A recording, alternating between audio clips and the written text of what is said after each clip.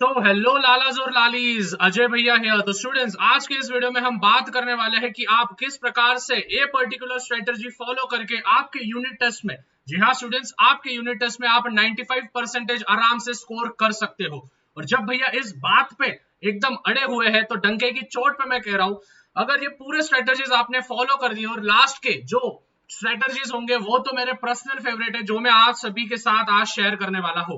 तो seat backs and relax और पूरा वीडियो एंड तक देखना है, जिससे कि आपको समझ में आएगा। भले आप कौन से भी स्टैंडर्ड से बिलोंग करते हो, 9, 10, 11, 12, लेकिन अगर आप आपके यूनिट टेस्ट एग्जामिनेशन से डर रहे हो तो स्टूडेंट्स टेंशन नहीं लेना है, क्योंकि वाई फियर व्हेन भैया इज हियर। तो आप सभी के लिए भैया आ चुके हैं, जो कि आपकी नैया पार करवाने वाले हैं। तो स्टूडेंट्स, इसी नैया को पार करवाने के लिए नीचे चैनल को सब्सक्राइब करना पड़ेगा, बेल नोटिफिकेशन को ऑन करना पड़ेगा और लाइक करना पड़ेगा इस पर्टिकुलर वीडियो को। Without wasting any further time हम शुरू करते हैं। और सबसे पहले स्टूडेंट्स, आपका एम क्या है इस पर्टिकुलर यूनिट टेस्ट में, कितने परसेंटेज आप स्कोर करना चाहते हो वो मुझे कमेंट सेक्शन में लिख के देंगे। सबसे पहले स्टूडेंट्स, जो सबसे majority of the first point है वो है know your syllabus. Majority of the नमूने ऐसे होते हैं जिनको सिलेबस ही पता नहीं होता है। अभी सिलेबस पता नहीं होता है इन द सेंस कि सपोज साइंस 1 के 3 चैप्टर आने वाले हैं तो उनको पता ही नहीं है कि कौन से 3 चैप्टर्स आने वाले हैं। क्या वो ग्रेविटेशन है, पीरियोडिक क्लासिफिकेशन ऑफ एलिमेंट्स है, या फिर कोई केमिस्ट्री का ले लिया है, या फिर कोई फिजिक्स का ले लिया है, उनको यही पता नहीं होता है। तो सबसे पहले तो लाला लोग और लाली लोग, आप सभी को आपका सिलेबस, आपका पोर्शन जानना बहुत ज्यादा नेसेसरी होगा। कौन से कंटेंट, कौन से फॉर्मेट आने वाले हैं। और टीचर से लगे तो आप मांग सकते हो पैटर्न पेपर। जी हाँ स्टूडेंट्स, पैटर्न पेपर मालूम होता है ना आपको, जैसे question number 1 fill in the blanks कितने मार्क का होगा, फिर आंसर द फॉलोइंग कितने मार्क का होगा, फिर फिल इन द ब्लैंक्स कितने मार्क का होगा, डिफरेंस बिटवीन कितने मार्क का होगा, बड़े क्वेश्चंस कितने मार्क के होंगे, डायग्राम्स कितने मार्क के आएंगे। ये आप टीचर को मांग सकते हो। स्टूडेंट्स देखो, जब तक हम टीचर से बात ही नहीं करेंगे तो हमको पता नहीं चलेगा कि क्या क्या पेपर में आने वाला है।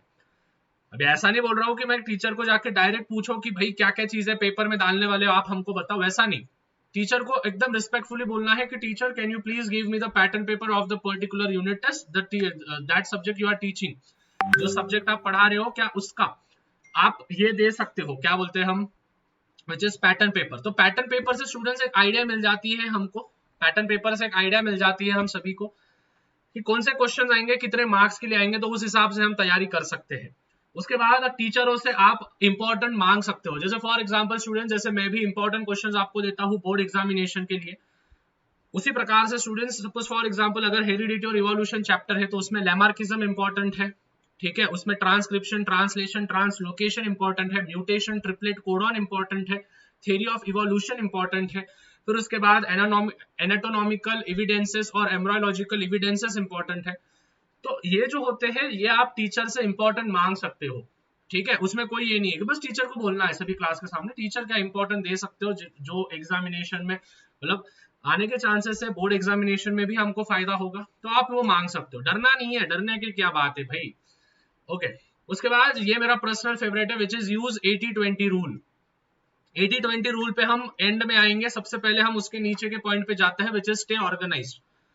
Stay organized in the sense कि स्टूडेंट्स आपका जो भी स्टडी टेबल होता है, जो भी चीजें होती है, उसके सामने डिस्ट्रैक्शन नहीं होना चाहिए, और जहां पे आप बैठते हो उसके सामने तुरंत दीवार नहीं आना चाहिए। अगर तुरंत दीवार आ गया तो आपके जो थॉट्स होते हैं वो थॉट्स ज्यादा दूर तक नहीं जा सकते। आप अगर दीवार के पास मुंह करके बैठे हो और आप दीवार को देख रहे हो तो आपके थॉट्स दिमाग में नहीं बैठेंगे। तो ऐसी जगह प्रेफरेंस करो लर्निंग करते हुए जहां पे आप विंडो में बैठ रहे हो, जहां पे आपको दूर का चीजें दिख रहा है, शोर शराब नहीं, लेकिन दूर की चीजें दिख रही है आपको, जैसे कि आपके थॉट्स भी ज्यादा ये होंगे। और स्टूडेंट्स ऐसा नहीं होना चाहिए कि चिप्स के पैकेट गिरे हुए हैं, बिस्किट गिरा हुआ है, बॉटल है, ये है वो, वैसा नहीं। बस बुक्स, पानी की बॉटल एक नॉर्मल सी ट्रांसपेरेंट वाली, मोबाइल वगैरह बाजू के रूम में जाके फेंक के आना है, फ्लाइट मोड पे डाल देना है, मैसेज नहीं, कुछ नहीं, कुछ नहीं। तब जाके उसको हम कहते हैं ऑर्गेनाइज्ड। और ऑर्गेनाइज इन द सेंस कि जो भी नोट्स होते हैं, जो भी रेफरेंस बुक्स होते हैं वो लेके बैठना। नहीं तो होता क्या है स्टूडेंट्स, आप पढ़ाई को बैठे, आपको दिमाग में आता है अरे भाई पेंसिल रह गया तो दुकान में भागते हो पेंसिल लेने के लिए, अरे भाई पेन रह गया तो दुकान में भागते हो पेन लेने के लिए, अरे पप्पा बुक राहिली माझी मला बुक घ्यायला जायचंय तो बुक लेने को चले जाते हो। वैसा नहीं, you have to be very much organized in order to get particular marks. उसके बाद लैंग्वेज को इंपॉर्टेंट, जो मतलब जो इंग्लिश, हिंदी, मराठी, संस्कृत, जो भी आपके ऑप्शनल लैंग्वेज होंगे उनको अच्छे से इंपॉर्टेंस दो। उनके जो भी बड़े बड़े मार्क्स से क्वेश्चंस होते हैं, राइटिंग स्किल जो हम कहते हैं, भाषा अभ्यास जिसको हम कहते हैं, उपयोजित लेखन हम जिसको हम कहते हैं, उन सभी को अच्छा इंपॉर्टेंस दो, क्योंकि स्टूडेंट्स उनमें हमको ज्यादा मार्क्स मिलते हैं और हम सभी को पता है कि अगर 5 और 6 सब्जेक्ट हमने मिलाया तो जाके हमारा परसेंटेज अच्छा आएगा। तो लैंग्वेज को अच्छे से इंपॉर्टेंस देना है।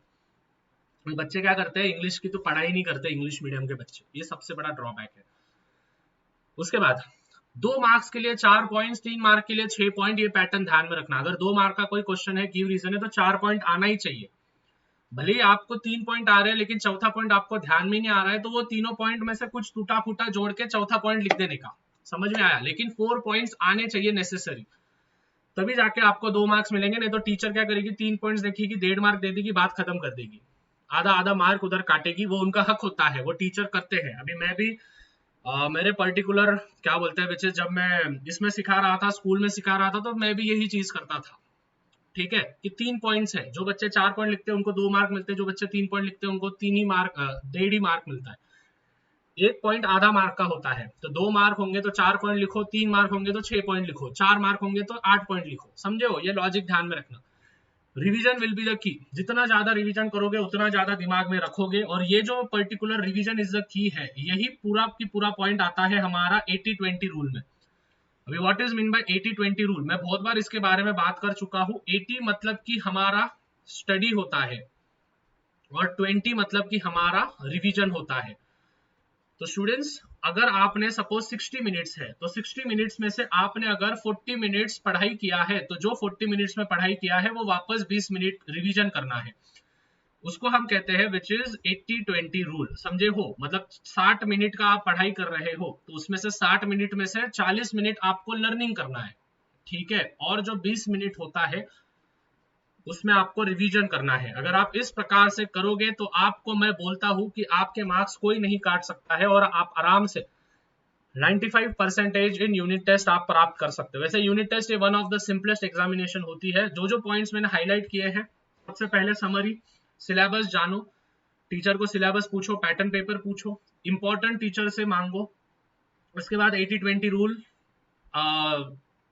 Majority of the portion should be learning और 20% आपका रिवीजन। फिर ऑर्गेनाइज रहो, आप जहां पे बैठ रहे हो वहां पे सीटिंग एरिया। लैंग्वेज को इंपॉर्टेंस दो, हिंदी, मराठी, संस्कृत, उर्दू जो भी आप इस्तेमाल करते हो, आपका ऑप्शनल लैंग्वेज है।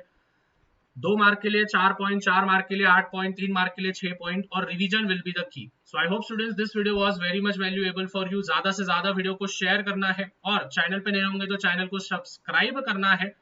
तो लेट्स क्रैक इट, मिलते हैं।